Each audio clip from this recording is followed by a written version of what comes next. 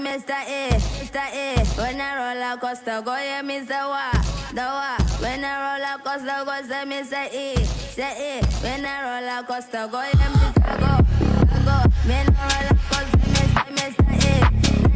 When I roller coaster go, yeah, Mr. Wa.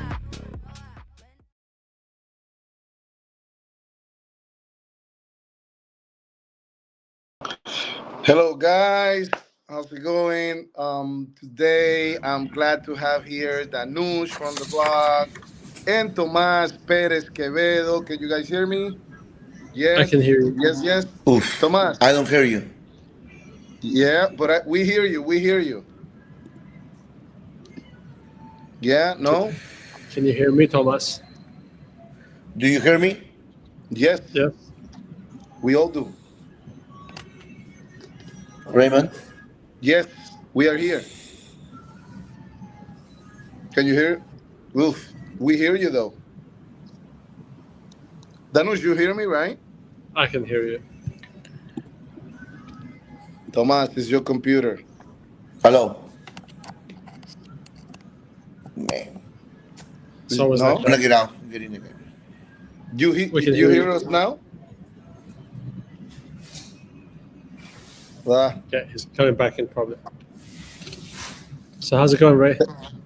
Oh man, on the Caribbean heat, but hanging in there. Can't complain. Yeah, I mean, you can't complain Sweden, being in right? the Caribbean. You still in Sweden? I'm back Now? in the Dubai heat now. Oh, back in the Dubai heat. Okay.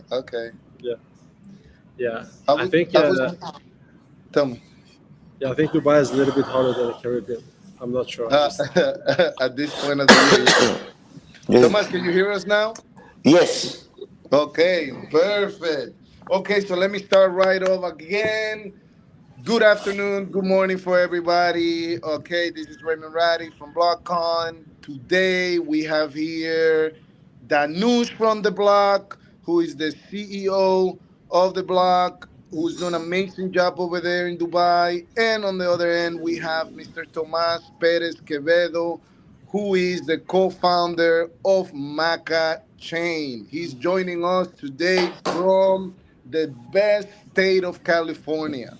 So we are here today. So we wanted to do this because at the end of the day, it's all about community. It's all about sharing what we're doing so that everybody that is out there following us, supporting us, trying to innovate and do amazing stuff in the industry, understand and get the information, from the horse mouth. So that's why we brought today Tomás Pérez Quevedo so that he can tell us a little bit more about what Makachain is doing. We can also share with you a bit what we're doing at BlockCon. And also Danosch can share all the amazing things that the block is doing in Dubai, but not only in Dubai, but internationally to accelerate the industry. So Danosch, let's start with you and then let's go with Tomás and then let's continue the conversation. Sure. Perfect. So let me introduce myself. My name is Danosch. I run the block out of Dubai. We're an ecosystem for virtual assets. So we sit just at the intersection of digital assets, institutional capital, and startups. And what I'm watching closely right now is the shift from the old school crypto, where everyone was very focused on the speculatory side of things, and moving into and how things now are moving more and more into more regulated assets, tokenization, settlements, custody, and compliance.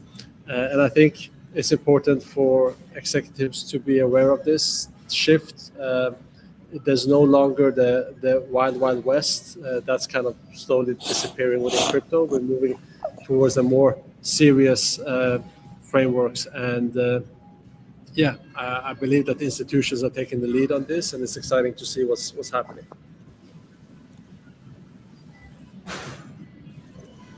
Raymond disappeared. No, I'm here. So no, I just would put it like that because it's a little slow. So yeah, Tommy. So what about you? Can you share with us a little bit about what Makachain is doing, how it started, and what it's all about? Well, thank you for the opportunity, actually, Raymond, and nice to be with you, Danosch. Likewise. Well, I've been in this industry for long. I can say more than 10 years, and one of the chief that happens today is everything like Danosch says is everything become regulated, what is good because that gives you more confidence to the market, to the financial institutions, and for normal people, that want to put themselves into the crypto. But what I saw was a problem that needs to be a lot of education to make people to participate in the crypto arena. So our focus was more like how can we bring this technology that everybody's focused on, that is blockchain, to the masses with the less education. Education is needed, but less education. Like somebody with nobody around there can jump themselves into this technology. So we're building a blockchain. It's not we're building, it's live. We build a blockchain that doesn't require a second token. You guys are going to know more about that later.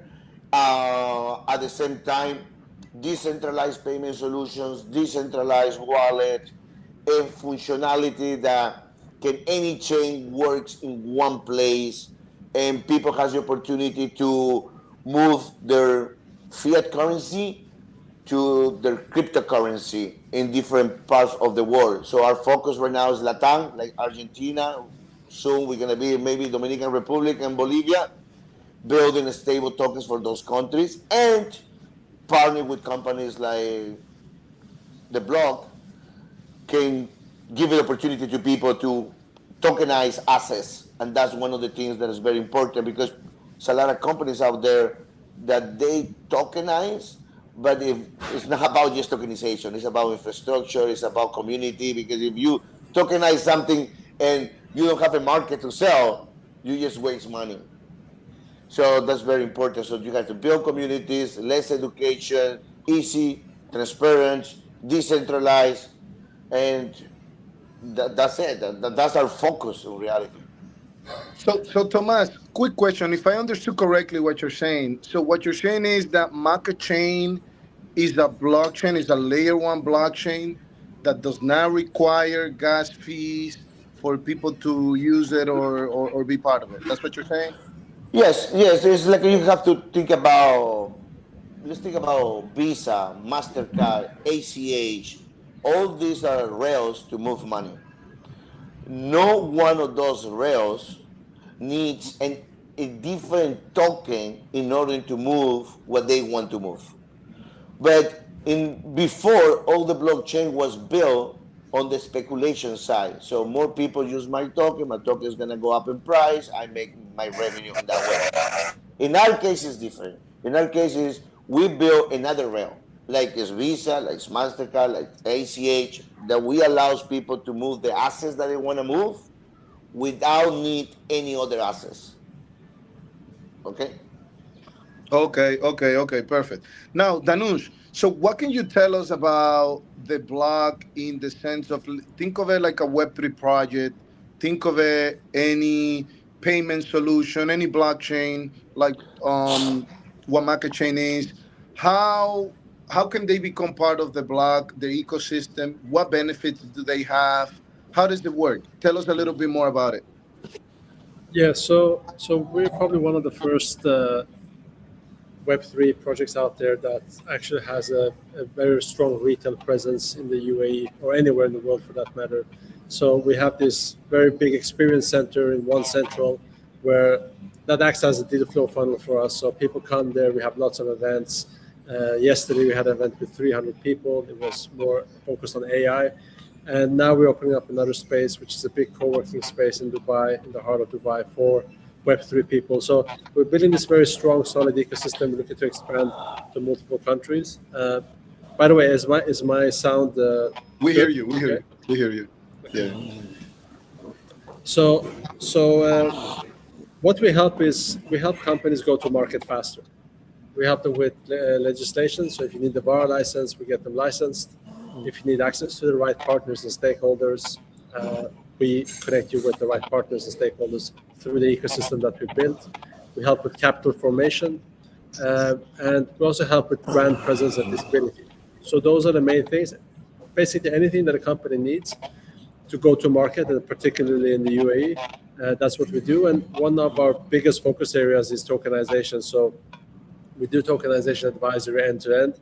We just signed a very big project with one of the largest real estate developers called One Development out of the UAE to tokenize $160 worth of assets. So these are the type of projects that we are working on right now.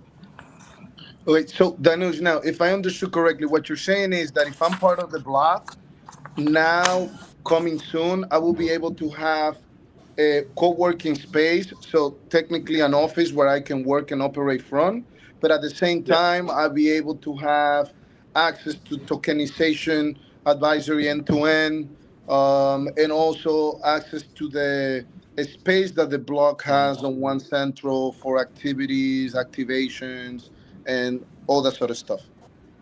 Yes, absolutely. Okay, perfect.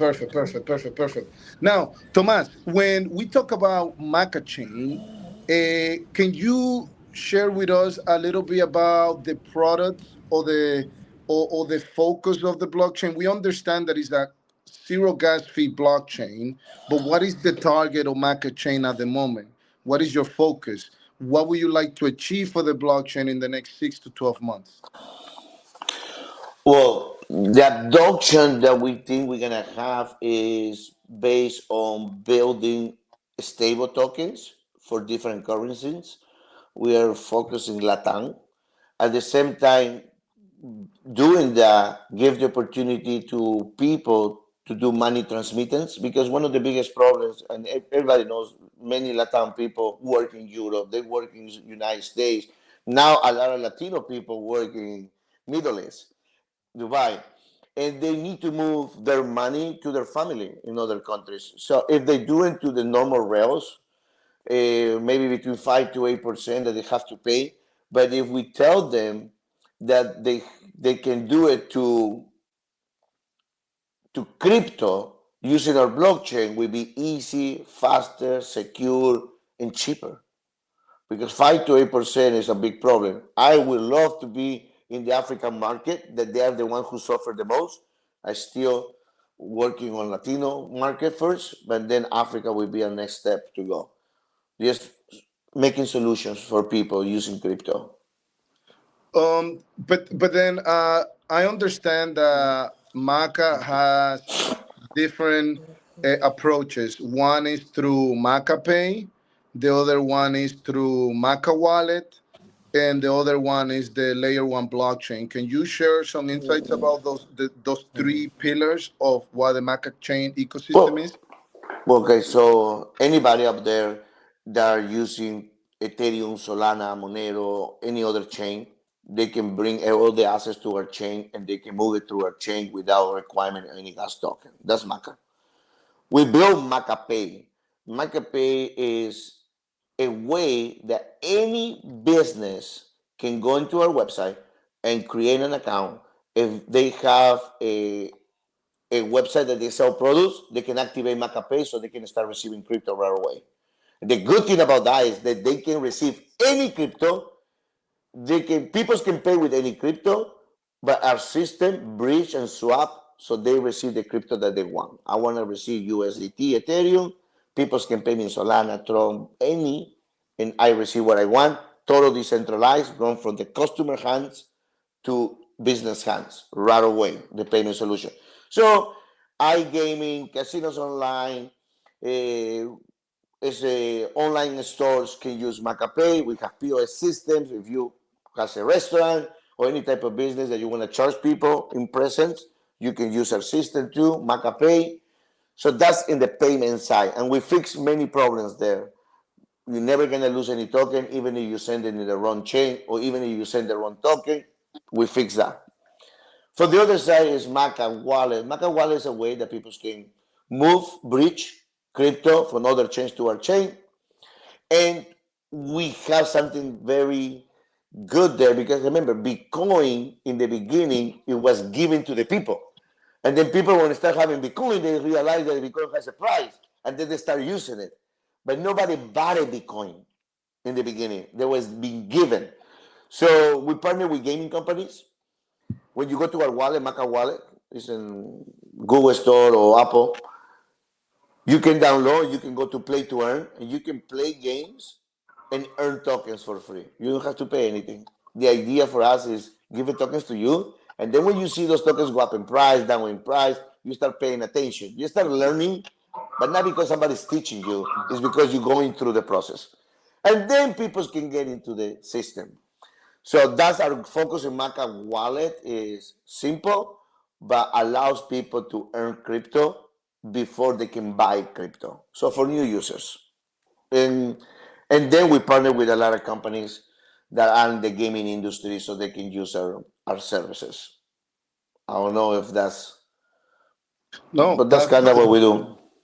okay, perfect. Now, Danush, can you share with us one of those, I don't know, case study from the block of an entity or a company that came to work with you guys and you help them go into the market A through Z? Like, can you explain us how that looked like so that we can share those insights to the community, and if they would like to do so with you guys, they understand much better? Yeah, sure. So one of our first clients was a company called Cregis. It was the first client that we took on for VAR licensing, their custodian, and what they were looking for was to get the VAR license. So we have been supporting them with getting the initial approvals. They were actually probably the fastest to get the initial approval for that license. We got it for them within one month. And then they needed brand presence, so we helped them with organizing events. We did some side events around Token 2049 in Dubai, and we've been promoting them heavily at our own events in our own physical spaces. And then, of course, like part of what we do is we tailor the packages to each one of our clients and what they need. If they need PR services, we have that. If they want us to help them create content, we have a very capable team on the ground in Dubai. So there's multiple things, but now we just recently launched something called The Circle, which is focusing on capital formation. So anyone that is raising capital can go through that accelerator program. We have different packages for different sizes of companies, and we introduce them to family offices, to VCs, and people that we have within our network. Wow, that's amazing. So what you're saying is that you are not only helping companies with advisory, the right knowledge, so that they don't waste money and they don't waste time getting the wrong information, but also when you have a solid project that has tech, that has a good team, and they're looking to raise funding, they can come through the block, and the block would facilitate that. Exactly. So what we noticed was that a lot of people came to us and informally were like, "Oh, can you help me raise money? Can you connect me with VCs, family offices?" So we saw a need in the market for this, and because we had the connections, we decided, why don't we structure this in a smarter way? Okay, that makes total sense. And how would that look like for a startup, a project, a Web3 project that is on the market? What would be the initial steps that you guys would consider before you guys can help them with that? Yeah. So first they will need to apply. So we don't accept anyone. They will need to apply. They will need to go through the first kind of assessment stage. And once they're accepted to that program, we make sure that we get them investor ready. We work on their pitch decks. We get their data rooms up to speed. We help them how to pitch to investors. And then we promote them at our own events, but we also introduce them to investors at different kind of roadshows and events that we organize for them. Okay, amazing. Just to know, we participated with the block in June during the Istanbul Blockchain Week. Okay, in Istanbul, BlockCon, and also the Block participated there, where we were part of the main event, but also some activities that were geared towards fundraising and accelerating the industry. So the block is not only local in the UAE, but it's also regional and global in scope. So yeah. Okay, Thank you. Tomas.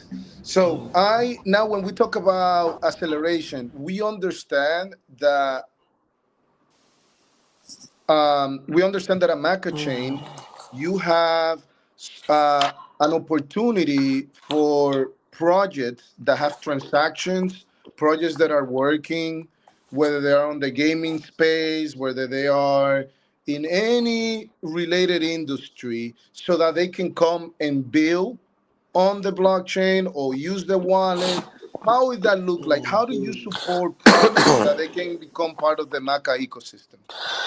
Yeah, so it's kind of funny. Uh, what we was thinking, or no, not thinking, what we was looking in the market is there's a lot of good projects, but they need capital. Not much capital, just a little to get started, a little to go into the market and start acquiring customers. Or at the same time, they already have customers, but they need to go to the next level. So if you are the type of company that has a product that you think is doing well in the market, but you need an extra capital, you can build in our chain and we grant you crypto for you to go to the next level. So we have this grant program in our chain. You have to communicate with us, send an email, explain your project. Most likely, we like to have projects that they already have the tech done. I know tech never gets done. Never is, oh, it's already done. It's like I don't know, have to work every time on it, to be on the market in a good standard. But has to be a project that next day can acquire customers, or a project that already have customers. So we grant them, crypto so they can go to the next level. So most likely we focus on gaming companies, iGames companies. Those are the ones that we'll focus on it. Okay. Terrific. So essentially, a project that is building, that has the tech ready, or that is already operating, because as you mentioned, tech is never finished. Tech Never. is always building. So any project that is out there in the market that has potential, they can come through Makachain, and there is the team at the foundation that can evaluate all these things to see if he qualify for support. Yes, yeah. Makachain.io is our website, and people can Mhm. go there and contact us, give us a project, and if we see the project has legs and arms, so more than welcome for us to help. And we have a community too, because it's not only just giving the money, we're going to bring it to our community. Can be a payment company too, so we help a company in Argentina. They got 6,000 stores that they accept crypto. Krypton is the name of the company, so we help them, and we give them, grants based on transactions. Okay, but Thomas, I think it's important for the community to understand the partnerships and the structure that Makachain has accomplished since it was founded until now, with the type of players that is working and what is doing, particularly in Argentina, what it was going to do in Bolivia, and so on. Can you share more about that?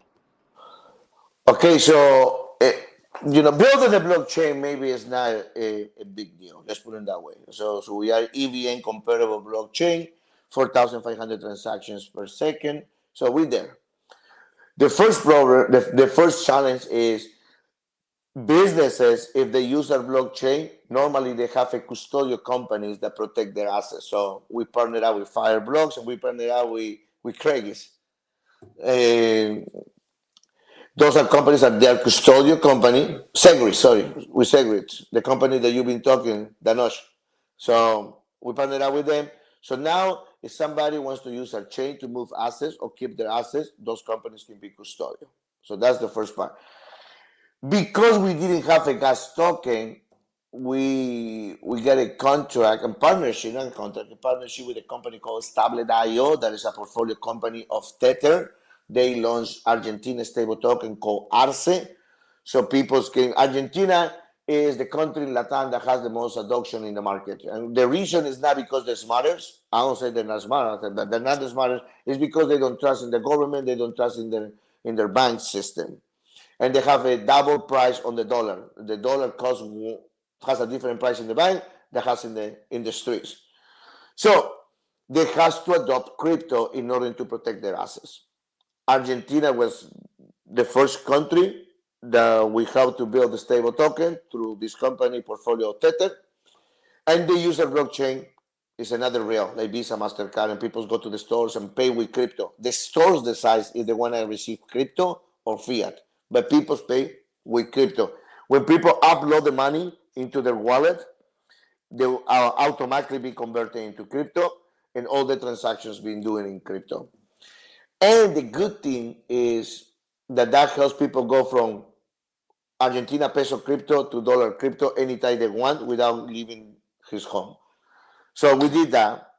And then in order to grow, we partnered up with other couple companies and we have NDAs with other ones. We got Sibling, which is a gaming company that gives crypto away for free. We got NameXR, that is another company that has their own ecosystem that helps companies to acquire customers, but it's through the game.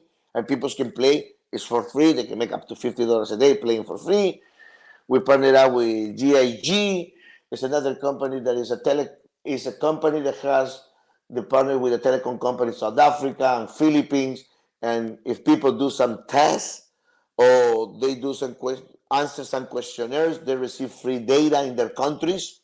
Now we try to expand that project into Peru and Dominican Republic. So imagine that you in Latam and some parts of Asia, people pay their cell phone month by month. If it's a way that you don't need to pay your cell phone data, just you have to follow a couple of steps in marketing for a company to follow somebody next or download this app and you get free data for a month, people do it. And they got one company has 60 million users, the other one 59 million users. And everybody follow this company and we bring customers to our gaming companies. So we got those two partnerships. Now we are in the way to have Visa and MasterCard for our customers in a decentralized wallet to another partner. And we added our payment solution to a POS systems that exists already in Mexico. So Mexico can have the opportunity to people to say Visa, MasterCard, or crypto, and they go to our payment system.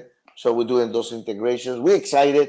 We're just 1 year old in the market. Not even 1 year. We started in December. So we're not even 1 year old. I think we accomplished a lot. We still need to do more. Our goal is Latam people to own crypto, know how to use crypto, not by teaching, just by using it. Okay.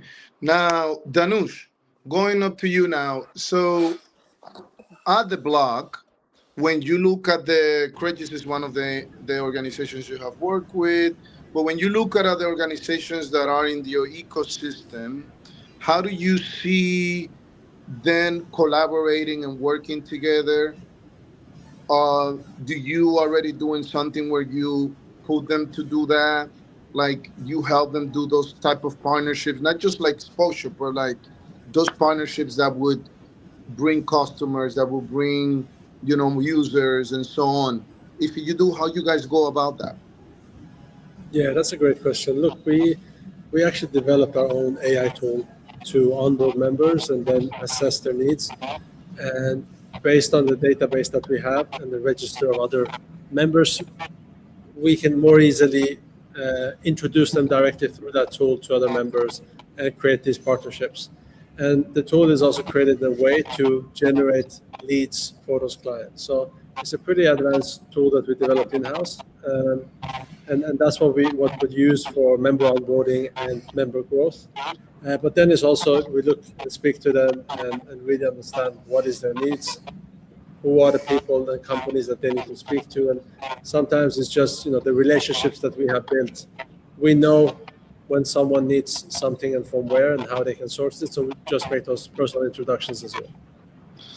Yeah, and it's interesting you mentioned that because BlockCon, we have a similar approach and vision for the work that we're doing. Yes, we are putting together what you might say a retreat event in Punta Cana, but at the end of the day, it's not an event, it's a platform. It's a platform for people to meet, for people to create relationships, projects with other founders.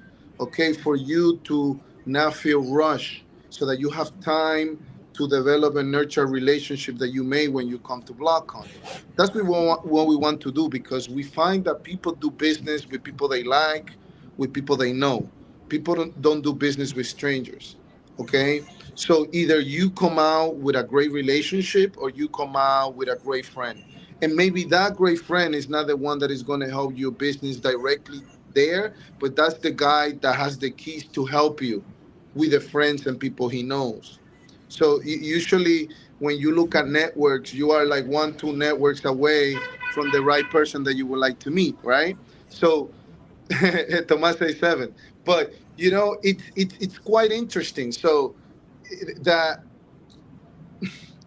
I don't know, Danush, if you come across this or you, Tomás, you go to an event and then you see a sea of people, so many people everywhere, and then you're trying to rush and talk to people, but then half of the day you spend talking to people that you don't want, that you have nothing to do with. It's a waste of time. You waste your. The event looks amazing because it's a lot of people. It looks amazing. You're like, oh my God, I'm gonna kill it today, but you waste your time. But then you go and meet a person that you really like and you want to continue the conversation, but then you also rush. You need to keep going. And the person needs to keep going. And then when you meet, it's like, okay, Thomas, okay, Danush, here's my card. Message me next week. We do a Zoom. And then what happens? Life gets on the way. Your daily activities go on the way. The two of you that are married, your wives gets on the way. Work gets on the way. You forget. You get what I'm saying? You forget. So it's not as productive the model that we have now. And that's why we wanted to put something that is on rush so that we can foster relationships. So that's what BlockCon is all about. And we thank the two of you for your support, for coming, for hopefully coming to Punta Cana in November. And yeah, but now, shifting gears, I have a question for you guys because it's now in the limelight, and I think I saw on the news that it has been pushed for after the break. But I wanted to ask the two of you about the Clarity Act, what it means for our industry, what is your take on it, and what do you see it will be the benefits short term or the detriment that it would have, because at the beginning, the adjustment phase of any law, anything that comes into place, it's. So what do you think about the Clarity Act and where we are now, Danush? Well, I believe that the Clarity Act is gonna help for digital asset companies to, uh, what we experienced is that in the previous cycle everything was unregulated. A lot of people lost money as a result of that, and the regulators are now coming down hard and trying to distinguish, what is actually digital, what is securities, what can be constituted as securities. And I think the Clarity Act, what it essentially does is gives that specific clarity to the issuers.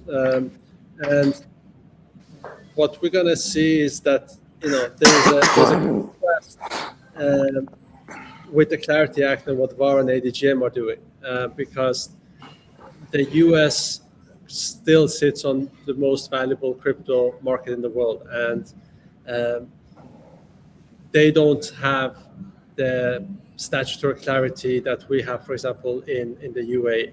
So the Gulf jurisdiction is still operating within a settled ecosystem that's been around for several years. And I believe that capital is also being attracted to the UAE for that specific reason. And the regulatory trajectory for companies in the UAE is also kind of a cheat code for companies that want to enter into digital assets. So the Clarity Act, yes, it's great for the US market, but we still have some time before this further kind of expands to the Middle East. Okay. Tomás, what are your insights, Tomás? So I always like when something is regulated, not because I want to be overseen by somebody else. Do you hear me? Yes, we hear you. Okay. We hear you. Not because we want to be always have somebody else checking what we do. It's just because give you confidence, not only to you, to the financial institutions, to the markets. Perfect. Clarity Act, I think, is giving the basic opportunity and the knowledge how to be into the crypto arena. Be regulated is good. Over regulated is a problem. I think, like you say, UAE is very advanced because they're not focused in over regulate you. They're more focused in know who you are and who participate in your ecosystem, and then collect the piece of the pie. Simple. For me, it's a failed system, Mika. I think it's gonna fail. They gotta come out with a different type of law because what they do is they restricting companies to participate in the European market. And when you restricting companies to participate in the market, it's gonna be a black market always. So if you don't want a black market to be in your market, you must give opportunity to everybody that you can recognize and you can know who they are. Like the KYB. For the other side, I think it's gonna be a little, well, in little time, it's gonna be a big chief on how we do KYCs, because it's absurd that when we do KYCs, I have to see your face. Now with AI, I can fake a face. It's absurd when I do online KYCs, I ask for documentations. It's countries that sell you IDs for $100. So the KYC that we're doing right now, even though we want to improve, is not the right one. The new KYC is going to be between geolocation, API recognition, and cell phone numeric symbols recognition. It's going to be another thing that's going to allow everybody without knowing to be KYC in this market. It's something that is coming. It's something that is going to be done. So regulation, KYCs, and open markets is what we need in reality. Clarity Act is there, needs more. I think BARA is the more easy approach, and I see that it's working very well, So, but I hope everything is going in a good direction, More regulated is better. Okay, so before we go into last thoughts of this conversation, Danosch, now when you look at the industry in general, very short and sweet to the point, what you think is the biggest hurdle and what you think is the biggest opportunity, whether it's in Dubai or in general? I think the biggest hurdle still is that crypto has a bad reputation, and a lot of people associated with scams, etc. What's happening though is that picture is being washed out, and that's because of the regulation. But the market itself is changing dramatically from being the NFT, DeFi, metaverse focused kind of speculatory side of the business to the more institutional side now taking over. And we're seeing this change happening. Last year in January in 2025, tokenized assets was around $5 billion. This July, it reached $60 billion in total, and half of that almost is tradable on-chain assets.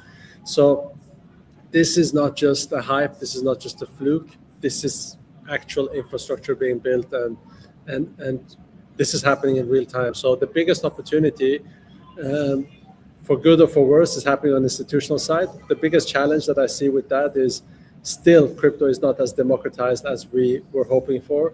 A lot of the tokenized assets still sits in a very few concentrated wallets. So for the ideal, crypto to happen where someone in Africa can buy a piece of property, we're still a few years away from that, and I really hope to see that. I hope that the democratization of crypto and assets that we're talking about will happen.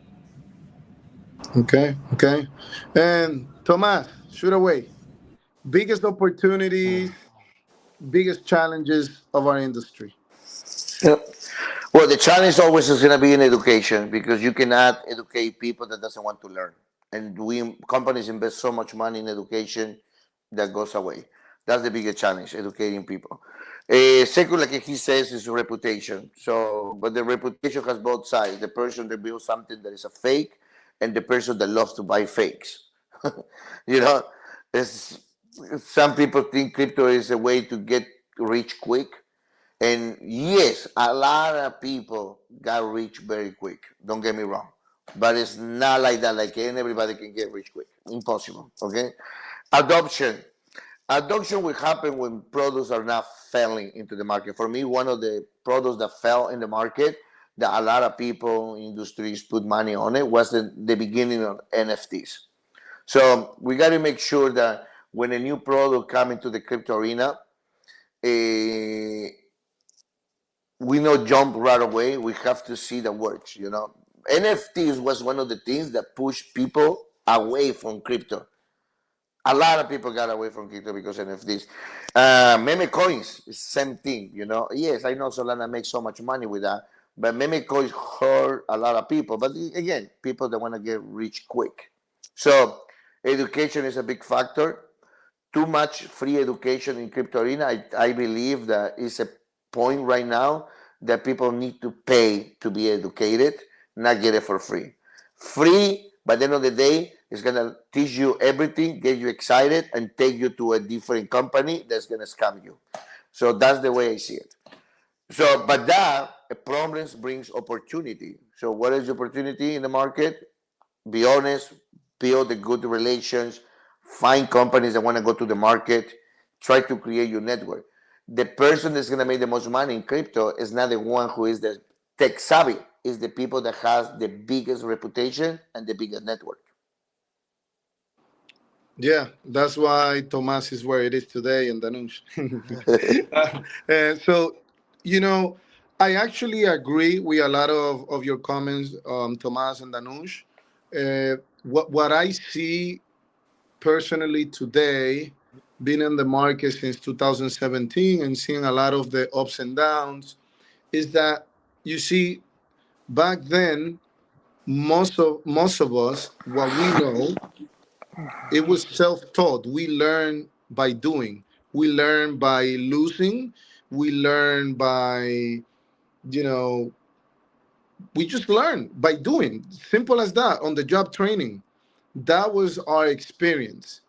And then now today you have a lot of KOLs and a lot of influencers, media agencies that create good content, that inform you, news outlets, so you can get a lot of knowledge out there before you do something. We didn't have that before. And what I am seeing now is that there's a lot of people on the fences that they would like to go into the industry, but they will want to have it so easy, right? Because they heard the story of the guys that got make money quick, but they don't want to do the work. They don't want to learn. They don't want to take the time to see a tutorial, to understand something. They want to learn something. So they don't want to learn anything. It just want to be handed out to them. And I think that's what has been a challenge now for the retail market, even though that there is a lot of people in the market more than before. And that's why I agree with some of the stuff that you said, Thomas, about the education and about what Maca is too, because people want to have things that they don't see. Like we use the phone, we don't know how the phone works in the back. We use the phone, we use the computer, we don't know how these things work. We just use them, right? And when crypto reached this point, I think we're going to have more adoption. So education, the simplicity, it's a lot of elements working intertwined. But I think when we reach that, we will see a growing sector that is just going to grow before, like when you used to throw money at a broom. You could take a broom, throw money, and it would make money. That was what was happening.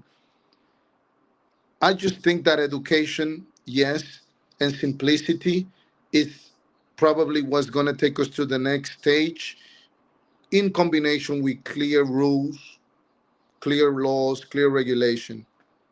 And then, of course, that's the reputation component, as you guys Listen, listen, we got to go back. The internet was one of the biggest technology that was built.